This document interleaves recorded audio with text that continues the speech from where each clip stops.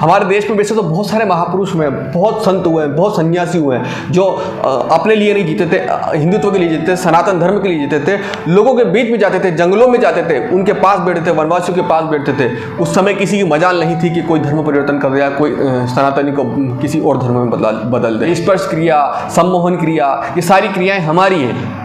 हम इनके ऊपर यकीन नहीं कर रहे हैं, दूसरे यकीन कर रहे हैं और वो यकीन करके हमको ही ख़त्म करने की साजिश में लगे हुए हैं। इस देश में किसी मशीनरी का मकसद ये नहीं है कि वो अपने से जोड़े या वो किसी को इस्लाम कबूल करवाएं या किसी को ईसाईयत कबूल करवाएं। उनका मकसद ये नहीं है। उनका मकसद सिर्फ ये है कि किसी भी व्यक्ति को सिर्फ आपको सनातन धर्म छुड़वाना है, चाहे वो किसी भी धर्म में कन्वर्ट हो। मकसद सिर्फ ये है कि हिंदू हिंदू नहीं रहना चाहिए, चाहे वो कागज में धर्म बदले या ना बदले, लेकिन उसके मन में आप धर्म बदल दो।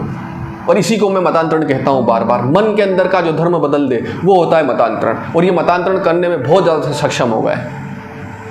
आज बिहार के 25 परिवारों ने एक साथ धर्म कबूल कर लिया महज 1 साल में। क्यों? क्योंकि उन्होंने वहाँ पर स्वास्थ्य के दृष्टि से बहुत सारे चमत्कार कर दिए। क्या चमत्कार कर दिए? पानी के अंदर पैरासिटामोल घोल के देते थे ये लोगों को। मैंने मेरी आंखों से देखा है, कई बार ऐसा हो चुका है। सम्मोहन क्रिया करके, स्पर्श क्रिया करके लोगों को गुमराह बनाते हैं। इनका ये जो हथकंडा है, ये जो मैजिक है, ये सिर्फ वहाँ जाकर ही चला सकते हैं। अब जो लोग ये चीज़ें समझते हैं, आप उनको जाके समझाएंगे वो नहीं समझेंगे। उनके साथ उनकी तरीके से, उनको जिस तरीके से ये काम कर रहे हैं, हमें भी ज़रूरत है कि हम वही काम करें।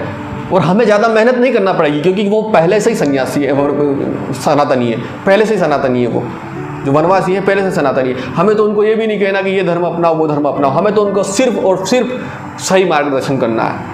इसलिए आप सभी से रिक्वेस्ट है, जितना हो उतना अपने आसपास लोगों से जुड़े, अपने आसपास लोगों के पास जाएं, उनके घर में जाएं, उनके घर बैठे उनसे बातचीत करें, उनको ये फील करवाएं कि आपका जो धर्म है वो महानतम धर्म है और आपके लिए हम हैं।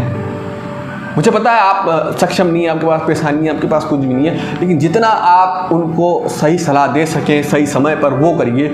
आप अपने धर्म के लिए, अपने राष्ट्र के लिए थोड़ा बहुत समर्पण दीजिए।